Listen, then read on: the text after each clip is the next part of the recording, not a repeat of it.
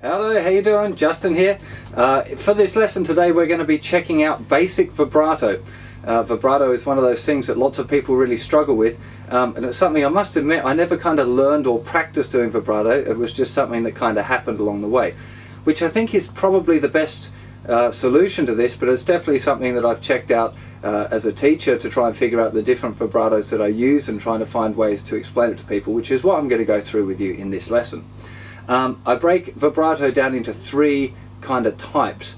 One is the classical vibrato, which is mainly used on classical guitars, on nylon string guitars. It's kind of a bit more effective, and it's a very subtle vibrato that you might use in ballads, that kind of guitar playing.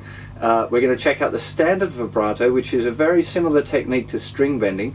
And then we're also going to have a look at what I call free vibrato, which is the kind of vibrato used by like Eric Clapton and a few other blues guys, which is not one that I generally use in my own playing, but I'll show you how to do it, so because it might be the one that works for you. You know, we don't know until you try. So we're going to start off, we're going to go to a close-up and we're going to check out this classical style vibrato first of all. The important thing here to remember just before we go to a close-up is that the movement here is traveling left to right, not up and down. So all of the other types are going to be bending the string kind of up and down. With this type we're kind of pulling the string left to right. Now I'm just going to play it for you so you can hear. I'll just play the note once without vibrato, and then I'll put the vibrato on so you can start to hear the difference between the sounds. So here we go. I'm just going to use this note. I'm going to use the note D, which is the 7th fret on the 3rd string. I'm going to use my 3rd finger, but we're going to cover using each of the fingers. So here's the note just without vibrato. And now I'm going to put the vibrato on. You can hear it's very subtle. There, it stopped.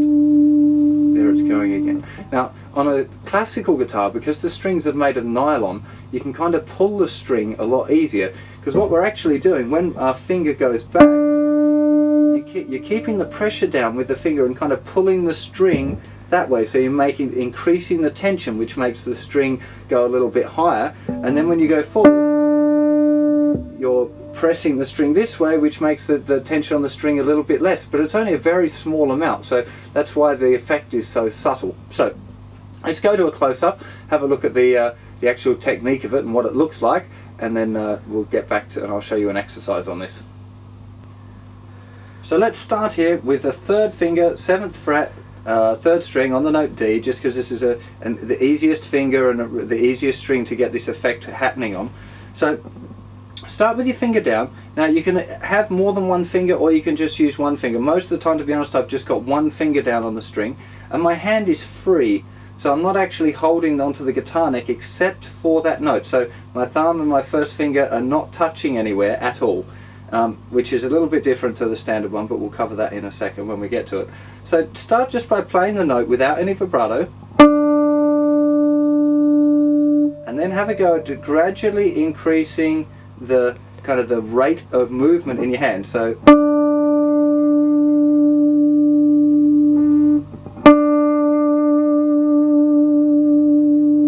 just try and get the finger, you have to grip quite hard, so you should be holding the guitar body quite firmly, so because this hand's not supporting the neck at all, and just making sure that you get that movement as smooth as possible.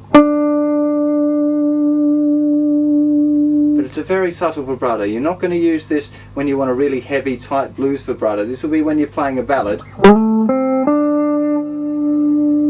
It's just really soft. Now, once you've got it with that 3rd finger, you want to be able to do it with each finger. So what you want to try is just using your 1st finger, 2nd finger, 3rd finger, little finger. And the exercise that you want to do is just doing that on each string. So we just did it on the 3rd string, so do it on the 2nd string.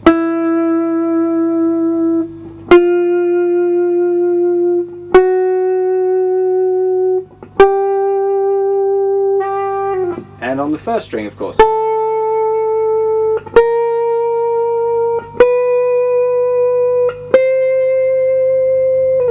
It's a really, really effective little trick, this one.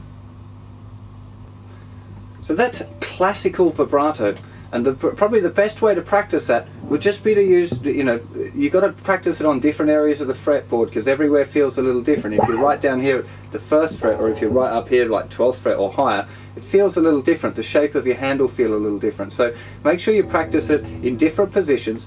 A good thing to do would just be to practice doing fingers 1, 2, 3, 4 on the thickest string, then on the 5th string, 4th string, 1st string, all the way up and all of the way back. You're not going to use this all the time for your rock and blues stuff, so if you're mainly playing rock and blues, you probably want to be spending most of your time working on this second type we're going to look at, which I call a standard vibrato. But it's important to get this one down first, I think, because it is a really nice subtle and it's pretty straightforward to do. So have a bit of a go on that, practice it with, there'll be a little tab on the website, get you through and exactly, a specific method for you to go through. You don't want to spend loads of time on it, just learn it, practice it up, get it right, and then start trying to use it right away. So now we're ready to look at standard vibrato. Okay, the next thing we're going to look at is a standard vibrato. Now, standard vibrato has a very, very similar technique to string bending. So if you haven't done any stuff on string bending before, you might want to go and check that out before you start trying to work on your vibrato using this method. I will go through the whole system of it and explain to you the mechanics of it all, because it is really, this is a kind of a mechanical vibrato, and I don't mean mechanical in sound, but the actual effect of it comes from the way your hand physically moves.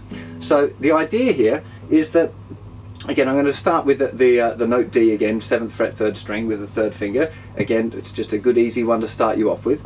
Now, what we're doing here is, if you remember about string bending, where our first finger and our thumb are kind of locked on, and we get the motion from your hand pushing up and down. Not the finger, so it's not really the muscles in the finger that do the vibrato or the bend, it's the mechanical movement of your hand here. So the vibrato sounds like this. It's a lot easier to control the speed and depth of these things as well, so you can get a very small tight vibrato or a very wide vibrato, like if you're doing like heavy rock stuff, Satriani or whatever, you'd be using quite a wide vibrato. Now, the idea here is, so the fingers are kind of locked, thumbs over the top, and this point here with your first finger, where your first finger touches the guitar, is, I refer to as the pivot point. And it's really important that that's kind of locked onto the guitar, because really what you're doing is using that like a lever. If I just put my fingers like that and pull down, you can see that my first finger here is just kind of rolling along the edge of the guitar neck. Of course, the actual vibrato movement's going to be nowhere near that big, but that's the kind of the idea of it, is just get used to doing that. It's a good idea just to start pushing and pulling on the string, making sure that it's your hand that's moving and not your fingers. Don't try and go like this, like pushing up and down with your fingers up, literally up and down. It's more kind of, it is up and down, but it's moving like in a semicircle around like this. That's the motion that you're getting. So let's go to a close-up and check out exactly how your hand should be positioned to do this properly. So let's go through the mechanic, the actual positions of the mechanics, if you like. So you can see here the first finger is kind of, to do this for me, it's around the kind of where the 4th fret is, like just where the 4th fret, right where the metal is where my first finger's positioned on the neck. Really important that you get that point. Now, it might be different for you. If you've got bigger hands, your first finger might be further back. If you've got smaller hands, it might be further forward. But find a point that is kind of comfortable for your fingers, and you can see that they're kind of at a bit of an angle here. That if you're trying to do it square like that, it's really not going to work for you. So really try and get those, make sure those fingers are a little bit of an angle. Now, once you've got that, just sit there and just try, without even playing it, just try and get the finger to pull down a bit. So it's almost like you're doing a bend by pulling the string down to the ground, and then try and get the same thing pushing up. But you can see it's this part of my hand that's making the movement. It's not like this. That would be wrong. Because then you're using the muscles in your fingers instead of the muscles in your hand. Because of course the muscles in your hand and your arm and your wrist are far bigger than the ones in your fingers. So once you've got that idea that you can push it and you can pull it, yeah? Once you've got that idea, then you actually want to start thinking about how you push and pull.